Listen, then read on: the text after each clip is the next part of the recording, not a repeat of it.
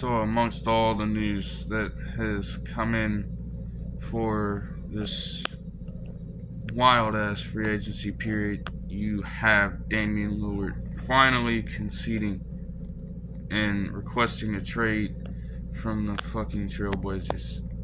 Fans all around the NBA, honestly, at this point, any team at this point can just fucking rejoice that this man finally decided, okay, I've done everything I can for this team. And quite frankly, he has. Time after time again, he showed up in the postseason when essentially nobody else even seemed to care about winning. Constantly coming up in the clutch for this team. Nobody else wanted to match that intensity. And as a result, they just could never get past a certain point. And given the fact that he really is out here trying to pursue greatness in terms of winning, and they just are doing basically every other type of move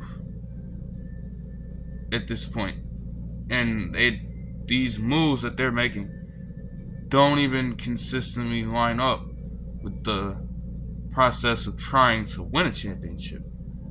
If you're trying to win a championship, you're around going through 2 straight NBA draft lotteries and get guards. You don't make certain moves they they in previous trade deadlines, like getting rid of McCollum. Even though getting rid of McCollum,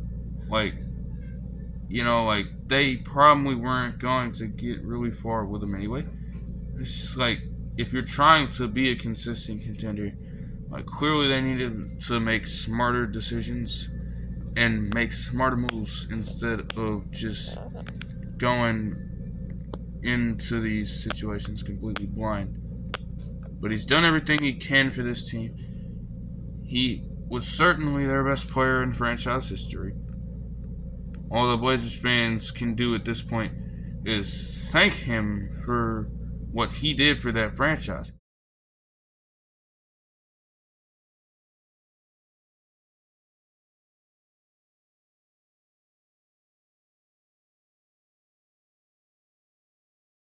There's no way you expect them to win with the roster they have there, so honestly, he's making a good decision.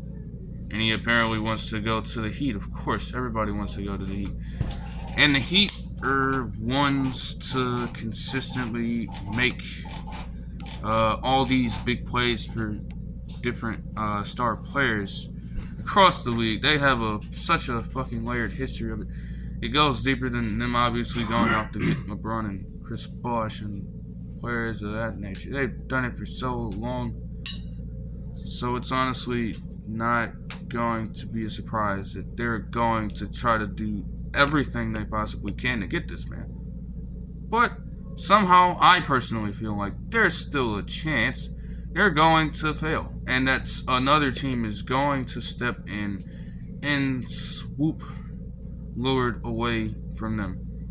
And I can guarantee if that happens, I don't know how the Heat fans are going to react to that one.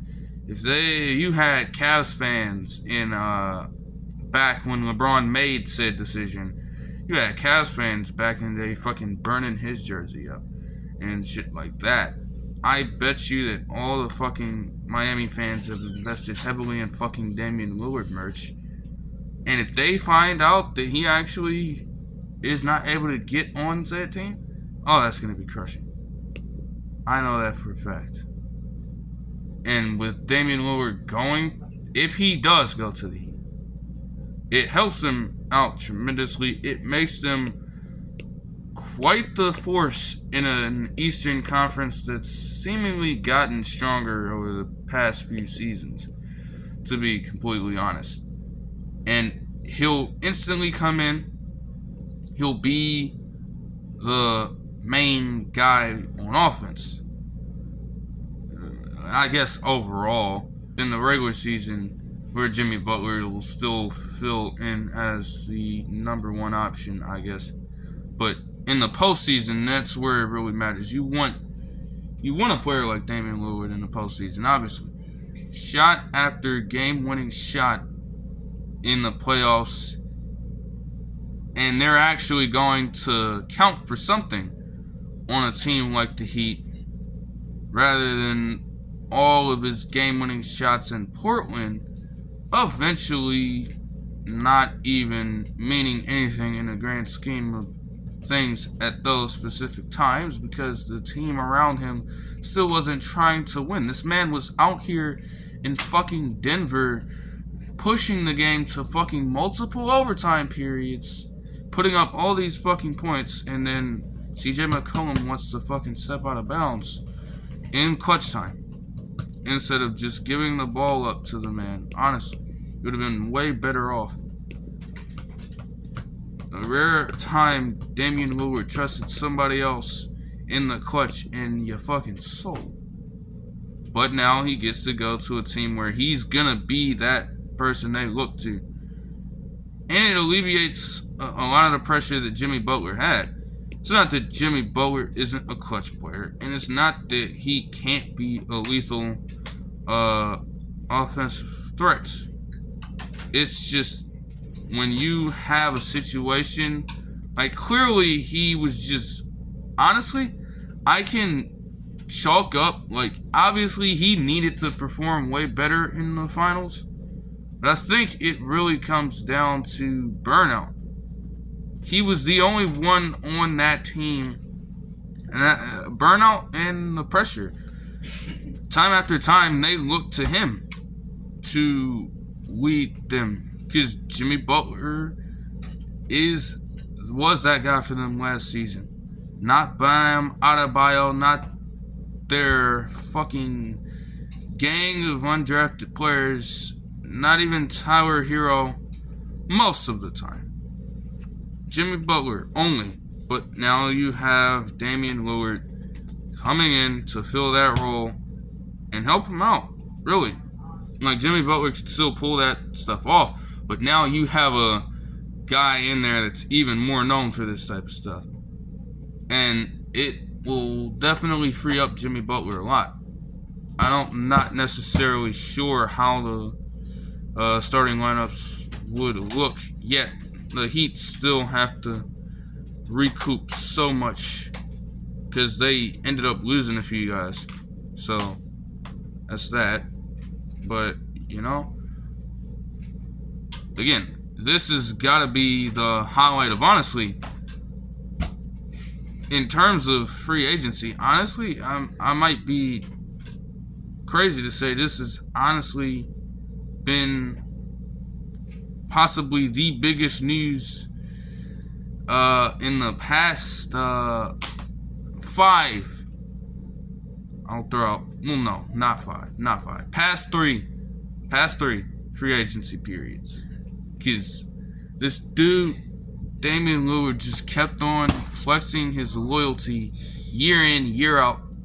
The Blazers couldn't compound off that. Now he's got to go. Now he's got to win a championship, while also eventually becoming the first player in NBA history to get paid more than $60 million in a full NBA season down the road.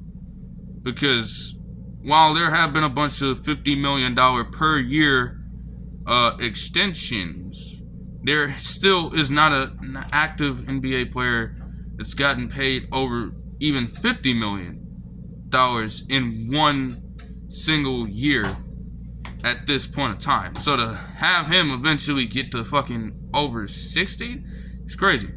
Meanwhile, though, with all this talk about the money side of things, you gotta give some major respect to Fred VanVleet and Jeremy Grant. Starting out with Fred VanVleet, that was definitely like the tone setter for this entire offseason when he opted out of his contract with the Raptors. And now he's going to go play on a Rockets team and become that team. Honestly, he is the starting point guard for that team. He is the pure point guard for that team. He's not coming off the bench. 3 years, $130 million to go help those guys out. You know?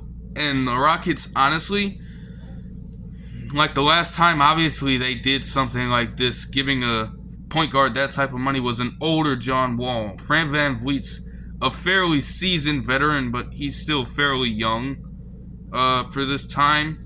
And he's definitely going to come in and be a mentor to those young guys. And obviously, he is a true point guard. So now the question is, like, that's solidified. That's done. Now, what are you going to do with Kevin Porter Jr.? Because Jalen Green's going to be the shooting guard in that instance. Is Kevin Porter Jr. really willing to come off the bench? I doubt it. I doubt it. So, honestly, expect to see him get moved at some point. I'm not sure if he's a free agent, but there's definitely, like, within... just give it time. He's going to be off the Rockets and on a very new team soon, to be honest. He's not staying there. That man is not willing to come off the bench for nothing. But Fred VanVleet, his efficiency is definitely something that this team will appreciate for sure.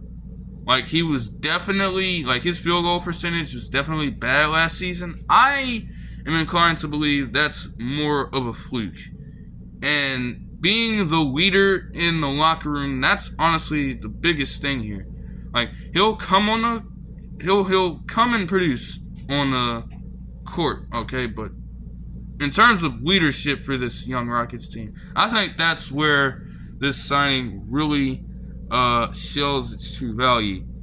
So you can help them get completely acclimated to their roles, being all in it for the team and not just going out there for themselves. And also, I don't know, like, look out for whatever they plan to do involving plays with both Fred VanVleet and Alperen Sengun.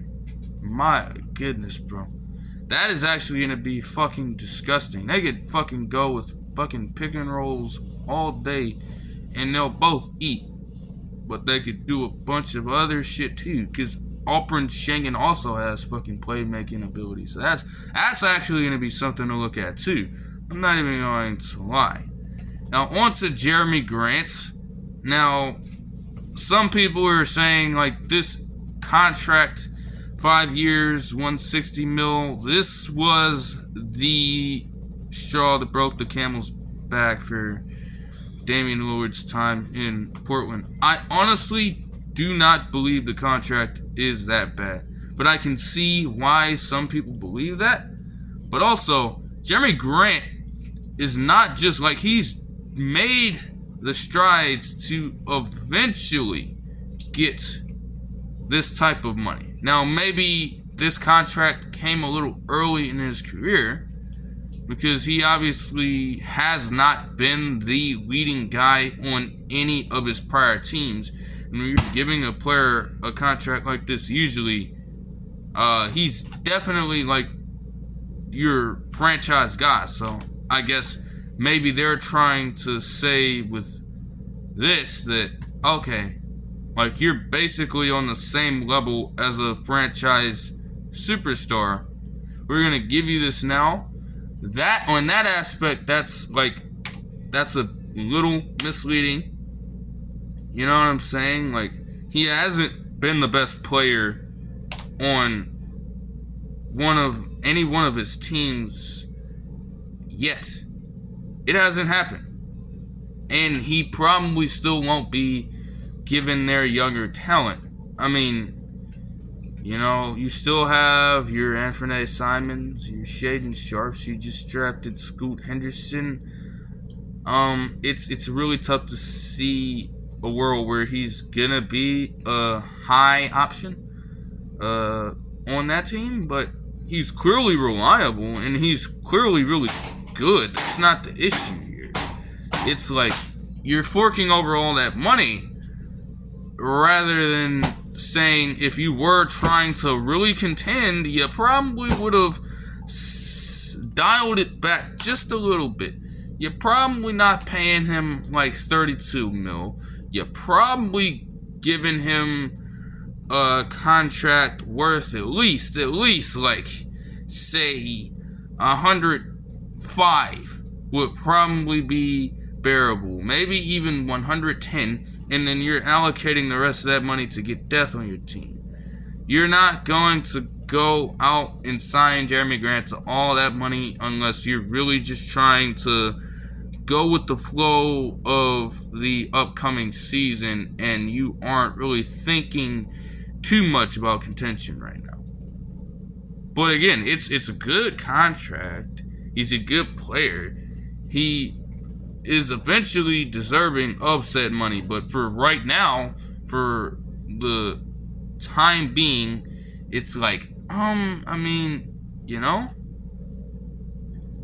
it's just kind of a weird contract, but I am for it. And you gotta, hey, Jeremy Grant is getting the bag. That's really what it comes down to.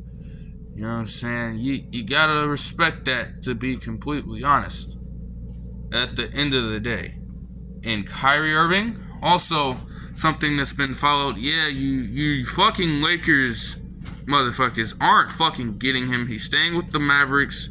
That's all I have to say on that.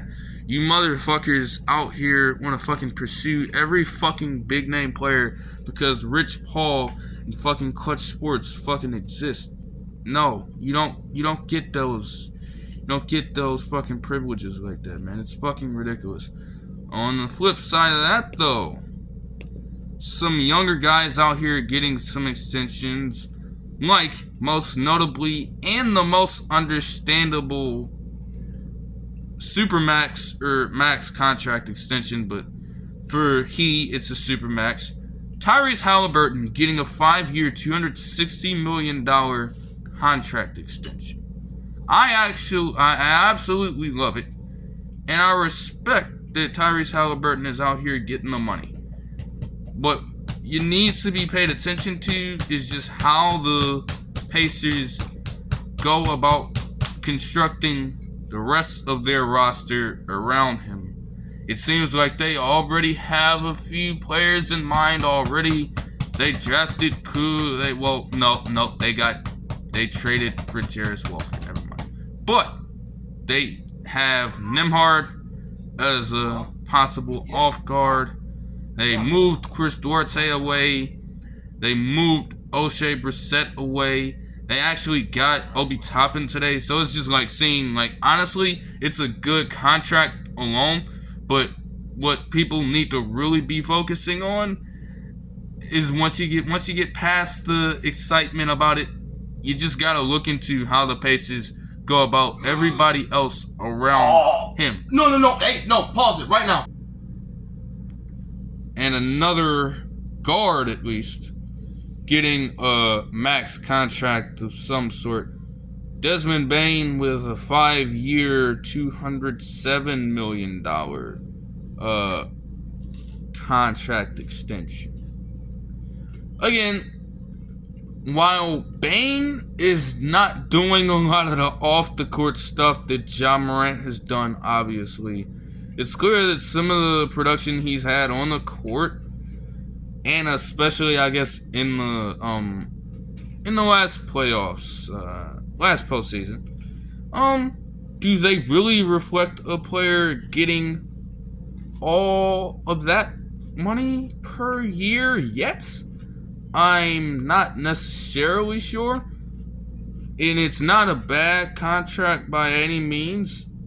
I personally will give this some time. It's gonna need some time. Like, Desmond Bane, I feel like if within 4 to 5 years, if he hasn't absolutely leveled up his game, then anybody can spill out all of their reservations about the contract. Tell all then. Just sit tight for now. It's not terrible, but it's like clearly it just needs a little time. You gotta see a little bit more from Desmond Bane before you really go in depth to talk about this.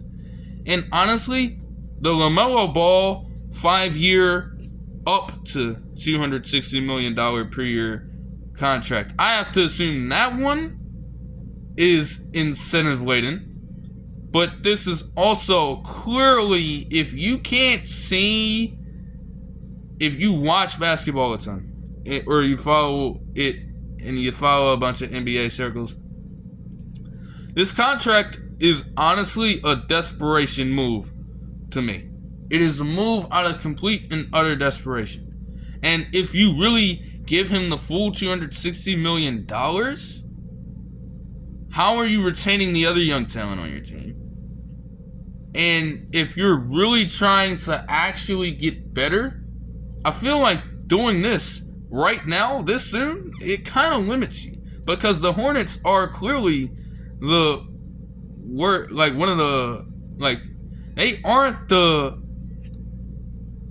are not the best constructed roster in the league, and they're near the bottom. And they have some young talent that they can develop, but clearly, you mean to tell me you still have a bunch of other guys on your roster? You're still paying. You're gonna go ahead and give Lamelo Ball this extension right now, and no, it doesn't kick in. But clearly, you have to find a way to get guys like Gordon Hayward and Terry Rozier III off of your team before you even think about trying to get any of your other players and other young talent set up for the future like this. It just feels kind of rushed to me. And LaMelo Ball also, he's had a little bit of issues with efficiency. He hasn't necessarily been the healthiest. It just seems like something that was done out of panic. Really.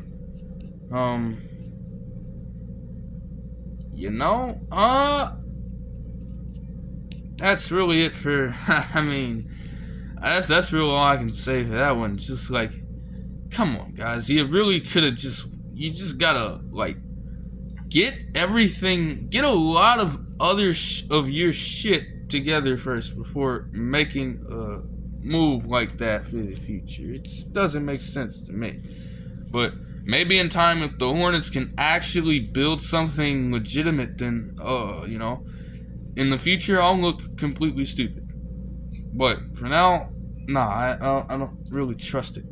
Some other players that I guess got the big bags staying with their teams. Cameron Johnson, fair. 4 years, $108 million contracts to stay with the Nets. That's a fair one.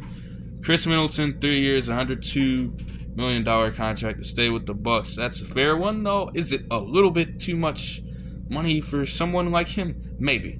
So if you think this is a slight overpay, honestly, I can't really blame you. But what I will say that's pretty ironic one, Kyle Kuzma was out here talking all this stuff about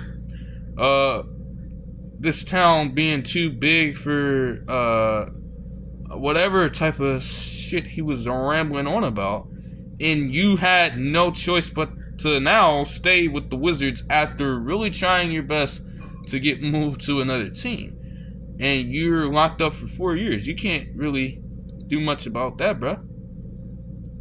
Unless they, you really tried to call your own shot out here. You are now stuck in the same place you were at. Congrats. And Draymond Green, this whole situation, honestly, he ended up staying with the Warriors. Great. Congratulations. 4 years, $100 million. Congrats, but this whole situation of him being involved in free agency and all this shit about fucking him and LeBron and their duo, man, this whole situation has just been comical.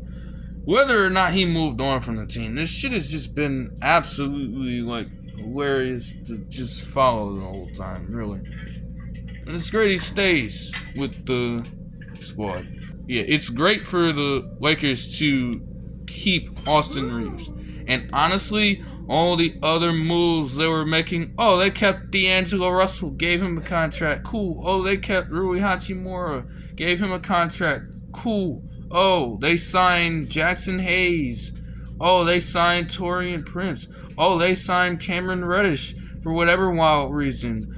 Oh, they had all these players getting into their different contracts and shit. Everybody knew if they did not keep Austin Reaves, like, you could bear losing somebody like fucking Troy Brown Jr. to the Timberwolves, even though I don't really understand that one. But if you did not manage to retain Austin Rivers, or, oh my gosh, if you did not manage to retain Austin Reaves' services, and him getting $14 million a year too as an undrafted free agent is impressive. You know? But if you did not retain Austin Reaves' services in all of this, man, you were fucked. You can bear losing Dennis Schroeder to the Raptors. You could bear it. You can bear all of that other shit. If you did not get Austin Reaves back, you were fucking done. This free agency period would have been an automatic failure.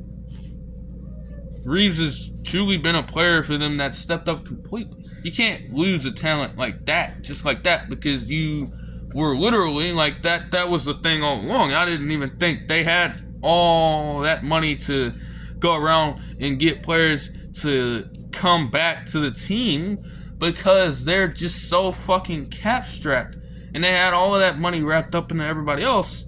And it seems like they really were actually trying to be logical with their contract signings, instead of trying to say, ooh, we don't have all this money and we put ourselves in this position, so let's try to see if we can be even stingier to these dudes and not pay them what they're worth. Yeah, if they tried that shit, they would have certainly lost a bunch of those guys. But again, Austin Reaves is just going to keep on leveling up, to be honest. See that Austin Reaves, Jesus. Okay.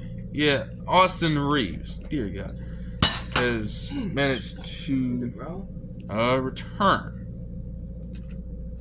And, I guess from here, just a lot of other things. Lopez staying with the Bucks. Okay. Jakob Poeltl staying with the Raptors. Yup. Caris LeVert staying with the Cavs. Trey Jones staying with the Spurs. And honestly, I like the fact that they're going to retain his services. Herb Jones staying with the Pels. I mean, I guess. You know what? Actually, no. I don't understand this. You know, I thought I could really convince myself in a few days' work that this whole ordeal would make sense. But no, the Nuggets, what the hell are y'all on? Okay, you mean to tell me you couldn't keep Bruce Brown and you couldn't give him whatever he asked for, but you could fucking re-sign Reggie Jackson on a 2-year deal? Really, guys? What? No, I don't know. I don't know, man. Harrison Barnes stays with the Kings. I don't think that'll really help you guys. Same with Trey Lyles staying with you motherfuckers too. I don't really know how much that's gonna help you, but good luck, do you? Naz Reid staying with the Timberwolves. It's fine. And Naz Reid has done well. But what else are the Timberwolves doing?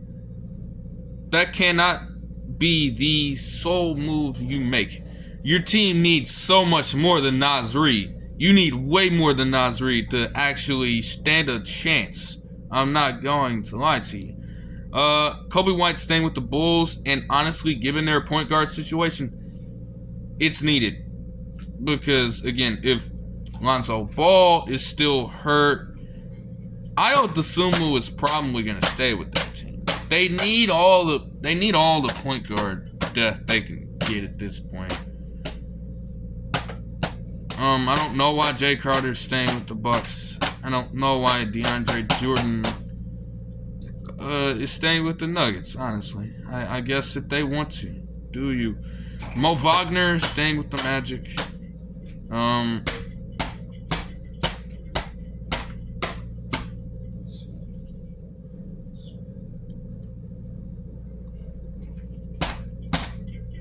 A couple, I have to assume, draft and stash players actually ended up making their way into the league today.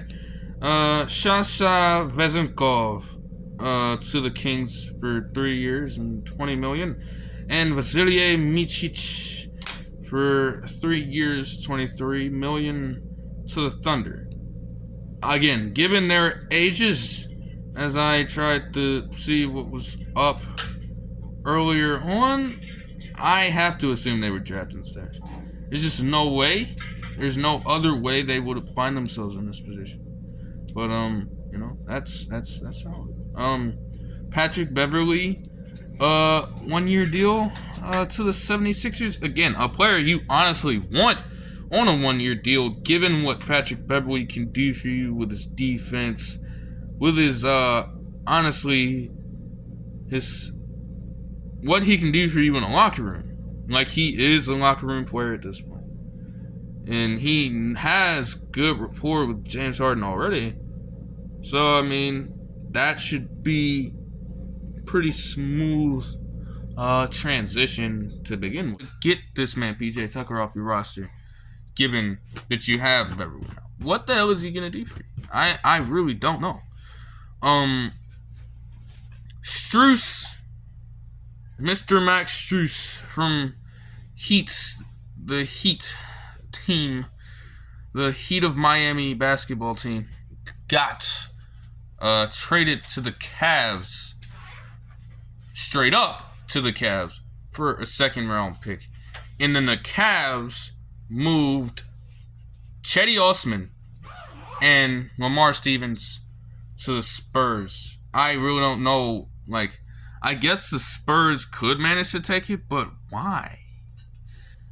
You know, like, is Lamar Stevens really going to do anything for you? I'm not sure.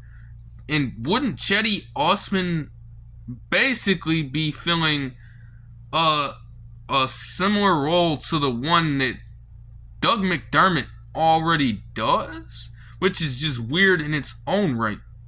Like, the Spurs, I don't know what the Spurs really see in a player like Doug McDermott that they've kept him around for all this time. But you're basically bringing in Cedi Osman to serve as another player playing a similar role. I'm not really sure how that's going to go. But, Dennis Smith Jr. to the Nets.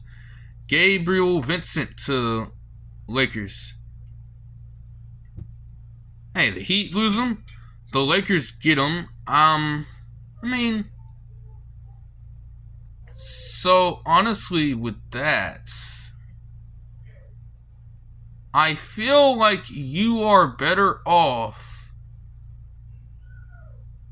because, let's be honest, I feel like Austin Reaves deserves a chance to start for the team at shooting guard. Alright? You're keeping D'Angelo Russell. So you're going to play, so at this point, you're basically paying Gabe Vincent $11 million a year to come off the bench. And he should come off the bench. He's a good player. He had a lackluster NBA Finals performance. But it's fair, given for any player with their first time in the Finals. And not to mention, as an undrafted player to begin with, who would even expect to be in that position in the first place? That's got to be overwhelming, I'm sure. But, he's going to produce. Honestly, Gabriel Vincent, I'm sure he would accept coming off the bench. He seems like a player that doesn't really worry too much about what specific role he plays in. He's going to produce no matter what. Maybe the Heat, maybe being on a team like the Heat had something to do with that kind of mindset, but it just seems like he has that kind of mindset to me.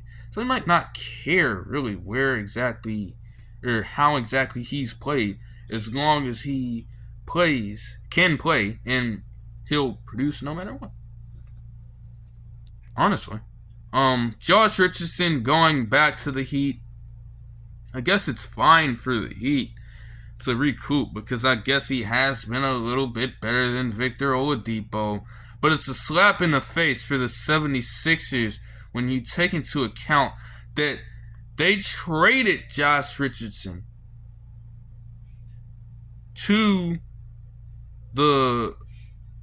they traded for Josh Richardson straight up to move on from Jimmy Butler in the first place. Let's keep in mind. And now you have those two finding their way back together on the same fucking team after all this time. And Jimmy Butler's consistently been kicking ass in the Eastern Conference since he's been there. And what the hell have the 76ers done to show for it since then? But now the player you initially got back for Jimmy Butler's rights to be moved finds himself on the better team with the same exact player that you got rid of. Man, that's fucking, like, dude, like, what? Come on. Just come on, man. Seth Curry back with the Mavericks. I really don't see the point. The Mavericks clearly need a lot more. I mean, it is, I guess, it's cool to see him back in Dallas, but it's like you need more than what Seth Curry can provide for you. He is solid, but it's like you gotta try to do a little more. Like, this move has to be compounded by a whole shit ton of other moves. This can't be it. And it shouldn't be. Seriously. George Niang, 3 years, $26 million to the Cavs. He'll fill the Chetty Osman role, I suppose. Just as simple as that. Javon Carter to the Bulls. Again, like I stated earlier, they just need as many point guards as they can get while Lonzo Ball is out. Shake Milton to the Timberwolves. Upgrade over Jordan McLaughlin and what he can provide for you. Milton does a little bit of everything from what I've seen. Just a little bit of everything. Jack of all trades, master of none sort of ordeal. So, I mean, honestly, that's better than not getting anything. And, given the fucking fact that around this same time last year, you fucking traded away all your assets to get one fucking Rudy Gobert, yeah, you should be quite fine getting something. Because, honestly, you were just a few steps away, really, from not being able to do shit in any sort of free agency, any sort of fucking draft. Because you got rid of everything when you traded for that man, so just be glad you're doing something, but you gotta try to do more. Oh yeah, wait, you probably can't. Joe Ingles going to the Magic seems pretty random, to be completely honest. Like, the Magic seem like they're trying to get young, and they're trying to build up all their younger players and things of that nature. I don't know where exactly Joe Ingles fits in that timeline. And honestly, that sort of ordeal is honestly why they got rid of a player like Terrence Ross in the first place. So now you're just running it back. Suns also ended up retaining Damian Lee's services. But Damian Lee will eventually find his way back to the good guys. And also getting Yuta Watanabe G. Eubanks, and Chimezi Metu. Now, I guess some other random moves from, I guess yesterday and today. Oh, yeah, never mind. I ended up forgetting about the Ohio State man, Keita Bates Diop. Also going to the Suns. Nice. Alright, anything else? Josh Okogie staying with the Suns. Okay. I did not know how. Hey, I don't know. Wait, why did not touch on that? Okay, yeah. Derrick Rose going to the Grizzlies. Honestly, it's not bad. It's really not. It's just like the question is, what will he contribute? But he should be a voice alongside Marcus Smart that Ja Morant actually listens to. If he legitimately should listen to them, though. Like, Derrick Rose really knows a lot about these sorts of things. He's well-seasoned veteran in the league. Maybe he hasn't played a bunch in the last few seasons, but he definitely knows what's up, and he can definitely be a mentor to Mr. Morant if he actually is willing to listen. You just need Mr. Morant to go on and actually heed their words, and you'll be alright. The Spurs also ended up re-signing Julian Champagnie for $3 million per year. Not really much to say about that, to be completely honest. Bruce Brown went to the Pacers for 2 years, $45 million per year. Well, $45 million total, rather. But, again, it just goes back. It's really going to help the Pacers out a lot to, honestly, that is a player you want. Like, I'm not sure exactly what the Pacers are going for just yet. They've got to make more moves. But he's clearly a player that's eventually going to get them as a high threat on the defensive end. And all he does as a role player is just produce. And that was definitely put on display for national television in the NBA Finals. So he's going to really work as a good piece for them. But again, for the Nuggets, I guess you can get a little bit of a pass because you're the fucking champs. But there's no way you mean to tell me you couldn't afford to pay Bruce Brown $22.5 million per year for any given contract, and instead will your way to give Reggie Jackson the money he asked for, and you wanted to retain his services instead of a player like Bruce Brown? I don't know. And not to mention, what makes it worse, also, again, Bruce Brown, even if you ain't gonna pay him, even if you weren't willing to pay him like a lot, get over it, because guess what? He did contribute. And there, at a point in time, he was the player that sealed it up for you to win the entire damn thing. Not fucking Reggie Jackson playing only a select few, probably fucking seconds in the fucking games. He probably only played like somewhere around, I don't even think he ended up playing over 15 minutes total in the damn series, but you give him what he asked for. No, come on. That makes no sense. Like, come on, think, man. Like, you're the chance, but dudes, come on, bro.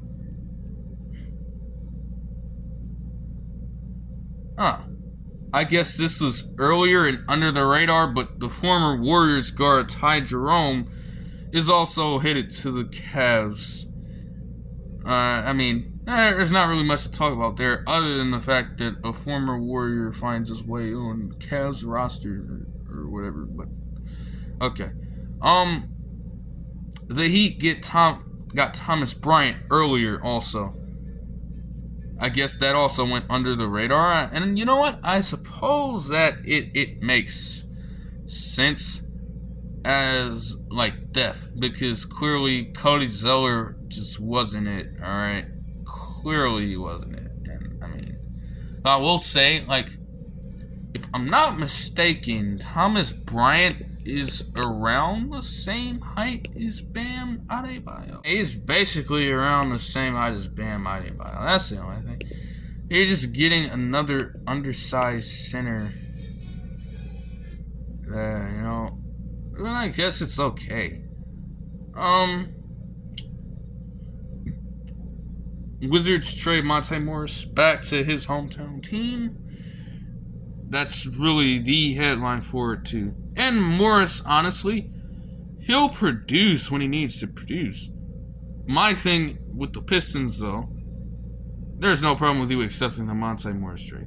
But now you got to figure out what you're going to do with Alec Burks at this point. Do you really need all these guards? Like, and honestly, because again, you have Kay Cunningham, you have Asar Thompson. Like, clearly you don't need all these guards on the team. But clearly, if someone had to go, Alec Burks is going to be the odd man out. Because you're not getting rid of Jaden Ivey. You're not getting rid of Asar Thompson this early. He's going to, like, those guys are staples. You're not getting rid of Kay Cunningham. Those guys are staples of the team's future. You're not getting rid of those people. Oladipo is once again a player for the Thunder too. It's unfortunate the way how his season. He suffered a very unfortunate injury, but I mean, I guess it makes sense for the Heat to move on because he really wasn't producing a ton like they would have expected. Jock Landale, getting a 4-year contract, and it's apparently worth $32 million to also go to the Rockets. I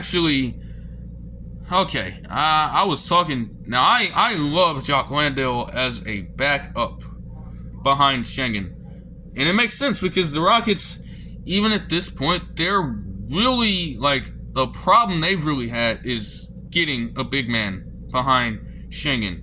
Frank Kaminsky is in it. Bruno Fernando is in it.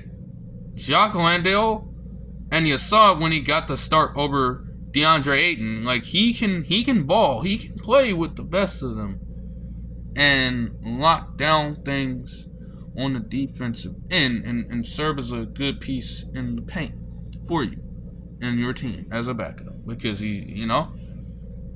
like that a ton, I respect that. I don't have anything negative to really say about that. Thunder own all the Sixers picks, future picks.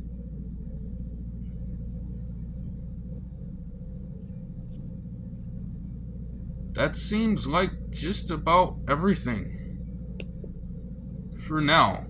Shit's gonna get.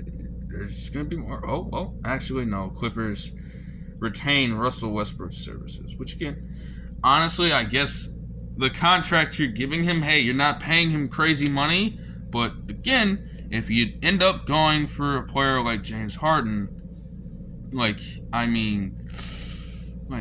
don't know, I don't know that, but I suppose that's okay. You know what? At this point, It's just I've been talking. So honestly, at this point, man, I wasn't even gonna bring it up. I wasn't even gonna bring it up in the video. I can't leave that information out. Even if it's just coming in, I can't leave it out. Oh, I was making the Rockets look so good on here until you motherfuckers caved and signed Dillon Brooks to $20 million a year.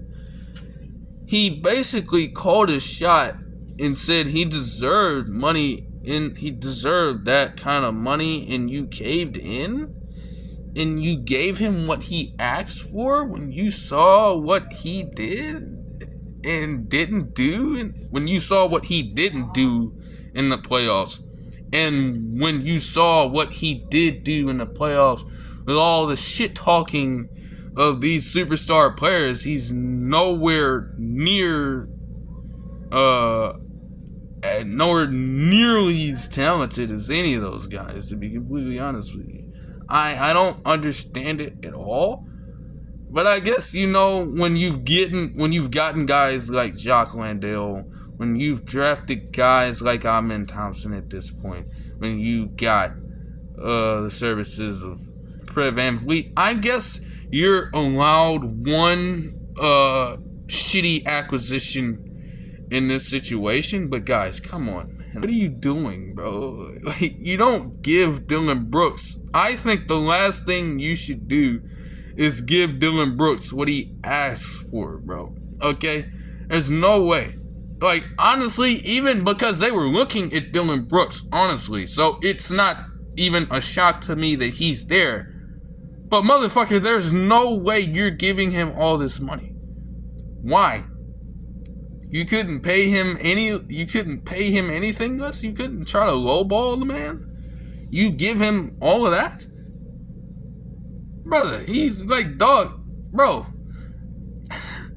I mean, this is crazy. Bro, Max Strus did more than him in the playoffs. Gabriel Vincent did more than him in the playoffs.